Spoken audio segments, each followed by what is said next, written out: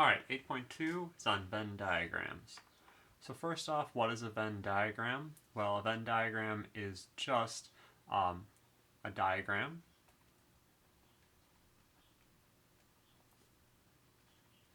to help show the relationships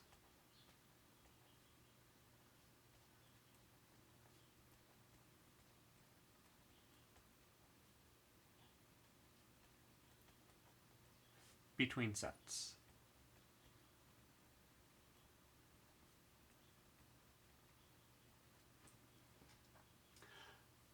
Now, in Venn diagrams, we usually have a couple of shapes.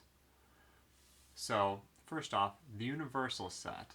This is just the set of all possible elements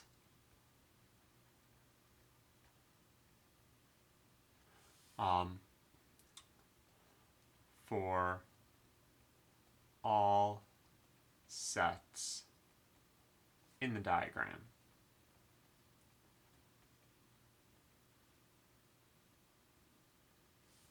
The universal set is drawn as a rectangle.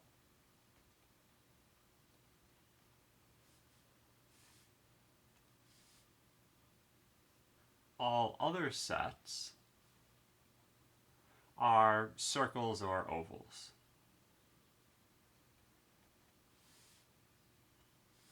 So, a little example of this is the following. So let's consider the universal set as the natural numbers. So let's do it this way. X such that x is in the natural numbers and 0 is thus equal to x is thus equal to 10.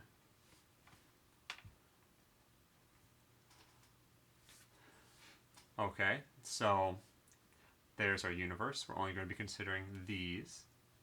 Let us also consider two other sets. The set of multiples of 2. So some x such that x is in U and x is even. And a final set. Let's consider the multiples of 3. So x such that x is in U and x is a multiple of 3. So this would look like this. Our universe is going to be a big old rectangle.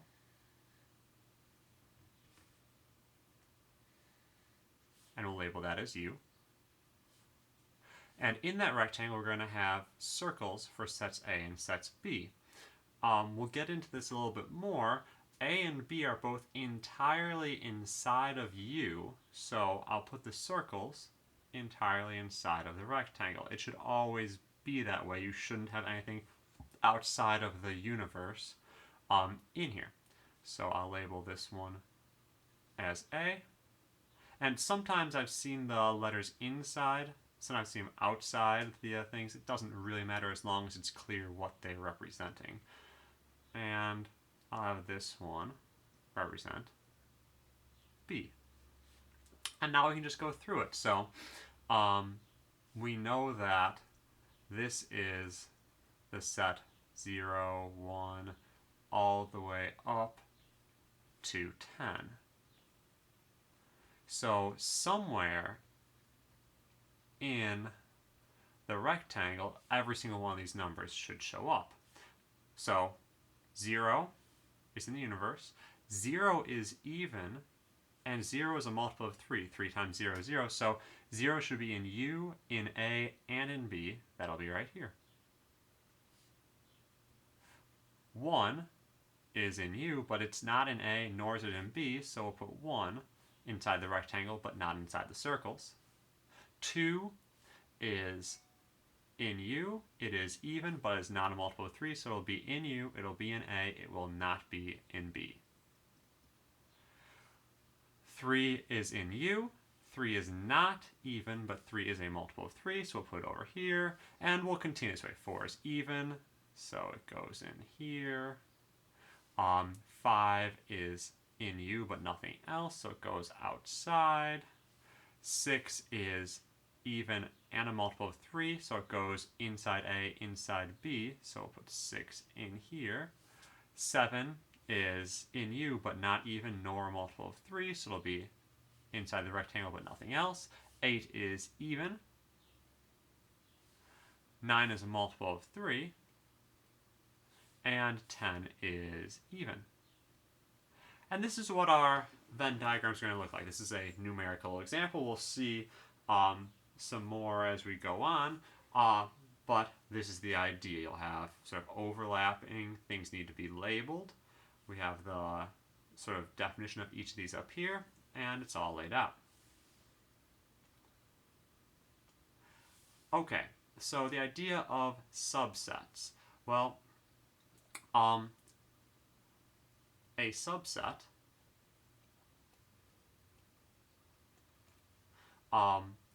is a set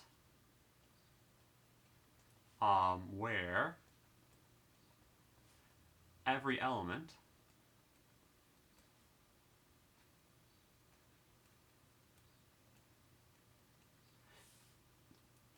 is an element of the other set, the second set, the superset. I'm just going to put of the other set here.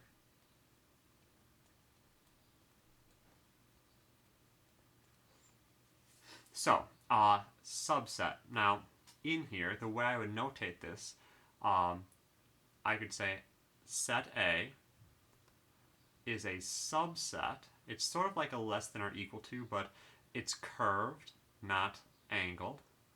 Set B, and this means that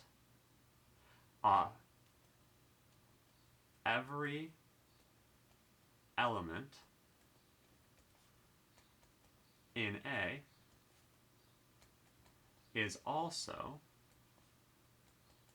in B. So if it's in A, it has to be in B. If it's a subset, this is mean that A is inside of B. Okay? Now, notice something that's worth noticing here is this does not mean so that everything in B has to be in A. So, I'll write it down. Every element in B need not be in A. It could be, but it doesn't have to be. This doesn't require that. Now, like inequalities, we said this sort of looks like an inequality. Like inequalities, we have sort of an equal to or a strict idea. This is just a regular old subset, and it just means that everything in here has to be in here. But it's worth showing that, okay, for any set, it will be a regular old subset of itself. Everything in set A is in set A. There's another idea here called proper subset.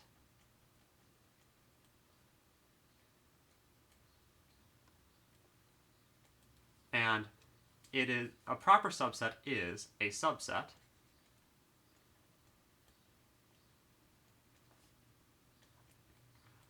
that is not the same set. That's written this way. With the little, it's sort of like a less than curved, but there's no liner, no what we're used to thinking of as an or equal to. And this means the same thing up here. Every element in A is also in B, so I write that down. Every element in A is also in B. But, a very critical thing, but there is at least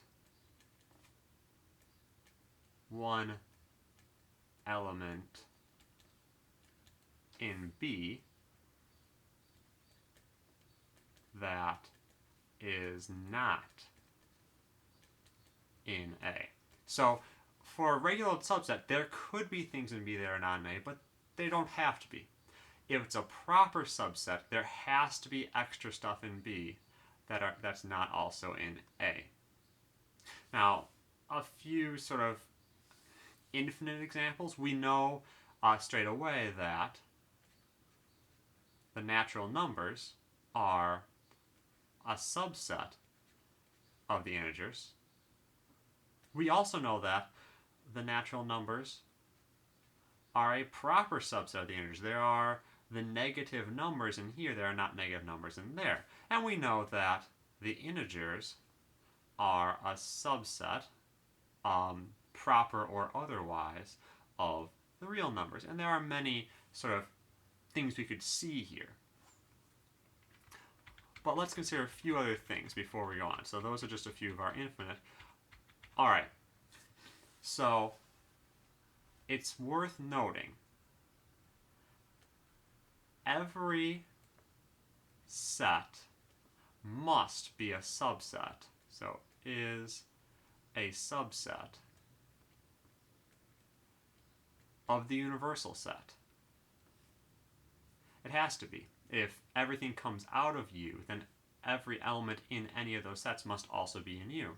And likewise, the empty set, which has no elements, is a subset of every set.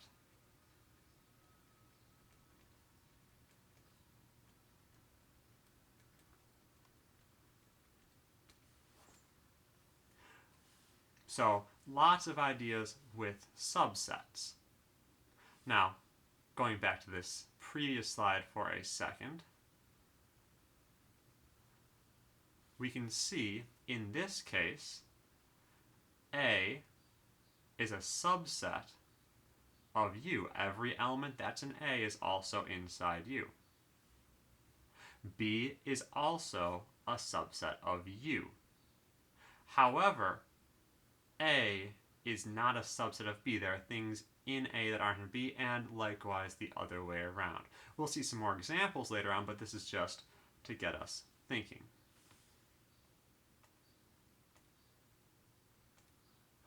Okay, so another example. Let's consider these sets. So let's say that the universal set is the integers from 1 to 9.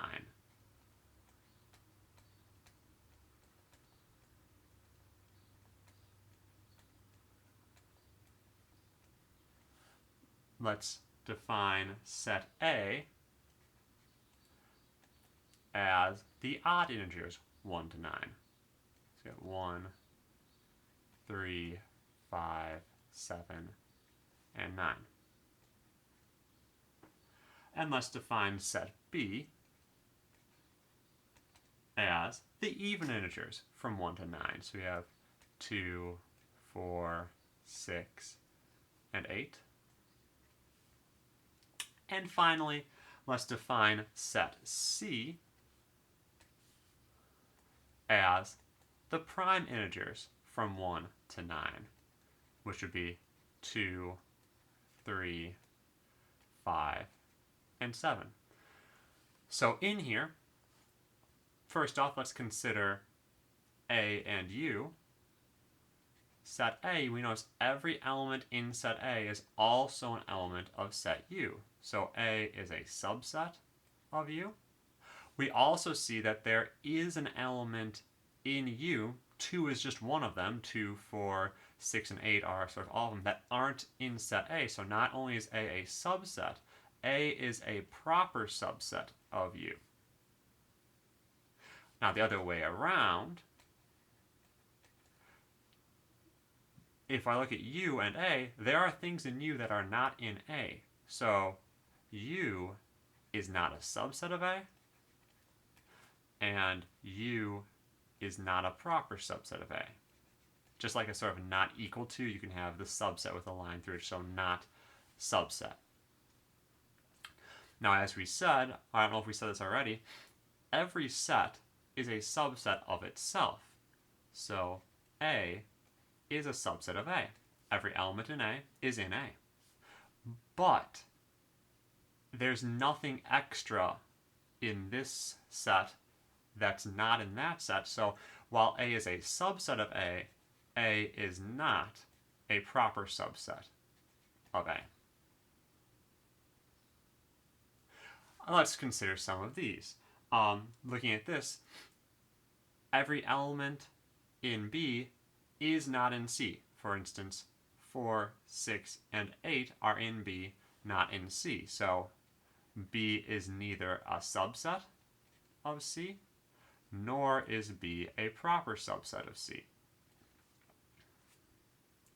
Other way around, 3, 5, and 7 are in C, but not in B. So C is not a subset of B, nor is it a proper subset of B. So there's no subset relationship going on between B and C. They're not subsets, not proper subsets. And now, the last sort of thing we talked about with subsets was the empty set. So it should make sense. The empty set has no elements.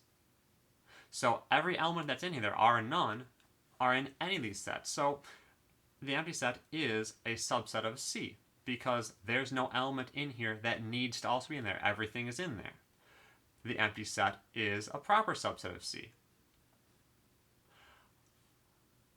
Also, the empty set is a subset of itself. Okay, the empty set is a subset of every set, including the empty set. But the empty set is not a proper subset of itself. There's nothing in this that is not also in there. So you can see lots and lots of ways you can relate things. Let's consider a couple examples. So first, let me do an example based on the ones that we just had, the sets we just had. So I'll rewrite those quickly. We had the integers 1 to 9, so let's say x such that x is an element of the integers. 1 is less than or equal to x is less than or equal to 9. And let's say A was the odds. I'll just write it explicitly. 1, 3, 5, 7, and 9. B was the evens, and again I'll just write it explicitly. I could use this notation. I could say something like 2x and then construct the evens, but it's probably easier to just write it out. 2, 4, 6, 8. And C was all of the primes. And again, I could put something in here to build the primes, but I'll just list them explicitly. 2, 3, 5, 7.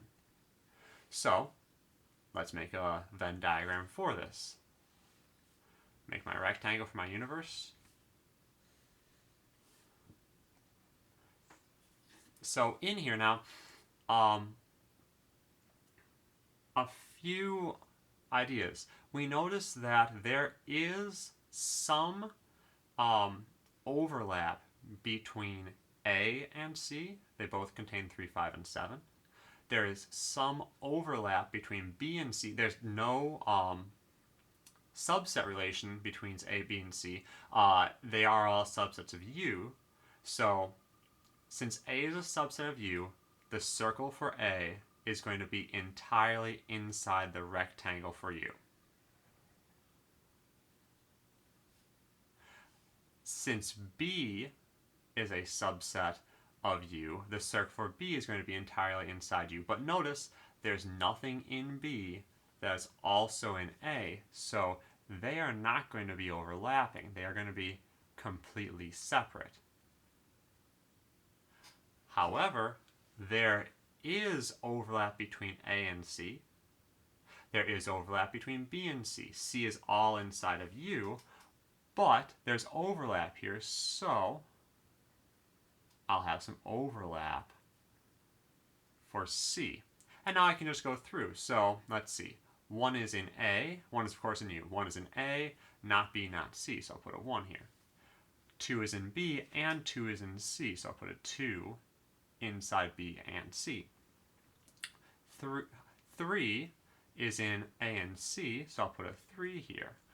4 is in B. 5 is in A and C. 6 is in B. 7 is in A and C. 8 is in B.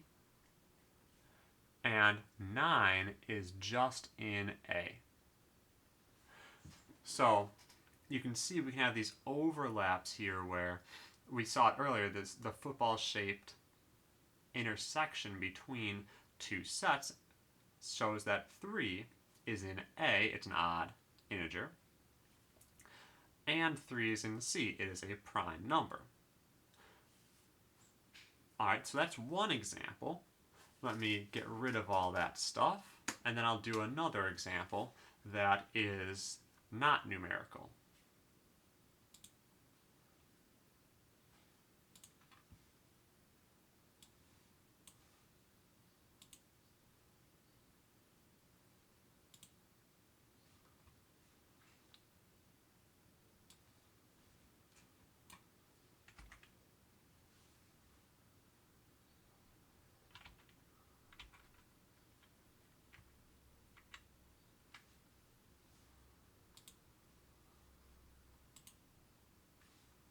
And get rid of this. Alright. Back to work. So,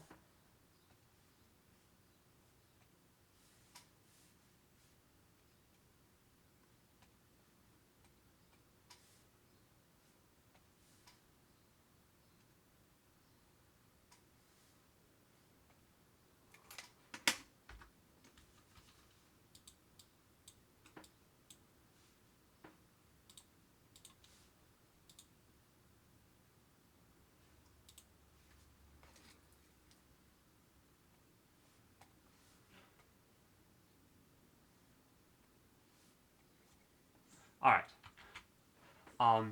A second example, let's consider one with the months of the year. So, universe is going to be the set of all months. And let me have set A be the month that begin with a consonant, and let's have set B be the sets that end with a consonant.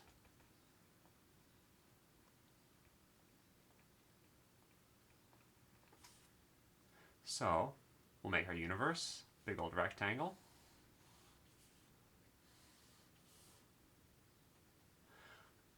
And in here, we'll put some circles for set A and set B. And we'll just go through. So, first off, January begins with J, ends with Y. In this case, it's Y is not playing the role of a vowel, so January begins and ends in a consonant. February, same idea. March. April does not begin with a consonant, begins with an A, but it does end in a consonant, so April goes here. May goes in both. June begins with a consonant, does not end in a consonant, so June. July begins and ends in a consonant. August does not begin with a consonant, but does end in a consonant, so August. September begins and ends in consonants, so September can go here. October does not begin with a consonant, but does end with a consonant, so October. November begins and ends in a consonant, so November. And the last one can just fit in. December begins and ends with a consonant. December. So you can see it's a bit of a mess here, but we don't always need to consider sets of numbers. You can do them with anything. This was a sort of simple little example to show how things work, and it's interesting to note how all these things sort of begin and end in consonants, begin or end in consonants. There's nothing that doesn't either start or stop or both with consonants.